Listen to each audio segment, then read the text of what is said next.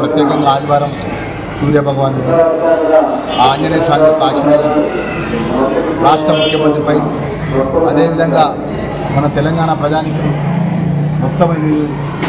లోక్సభ సభ్యులను గెలిపించే విధంగా ప్రజలు ఆశీర్వదించిన సందర్భంలో కూడా మా పెద్దపల్లి పార్లమెంట్ జరుగుతున్న గెలవకుర్తి వర్గానికి మరి పెద్ద ఎత్తున ఆ పెద్దపల్లి పార్లమెంట్ ప్రజలు ఆశీర్వించి మరి స్వామివారి మా ప్రతి సంవత్సరం మొదటి రోజు స్వామివారి దర్శనం చేసుకునేటువంటి ఆనవాయితీగా వస్తున్న సందర్భంలో కూడా ఈరోజు ఆదివారం సూర్య భగవాన్ రోజు స్వామివారి దర్శనం చేసుకున్నామని మీరు మా చిత్తూరు గారు మా శైలేందరూ అందరం రావడం జరిగింది. మరి ఆలయానికి సంబంధించినటువంటి ఆలయ అర్చకులు పూజారులు మా దృష్టికి మా ఏదైతే ఇక్కడ ఉన్నటువంటి మాస్టర్ ప్లాన్ విషయంలో కానీ శాస్త్ర మంచినీటి పరిష్కారం విషయంలో కానీ ఇతర వస్తువుల విషయంలో కానీ మా దృష్టికి తీసుకురావడం జరిగింది.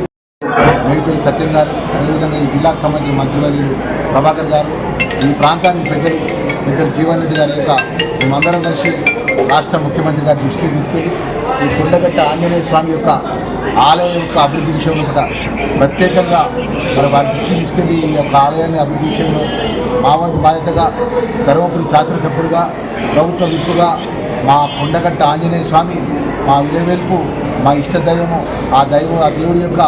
సేవ చేసుకున్న భాగ్యం నాకు వచ్చే విధంగా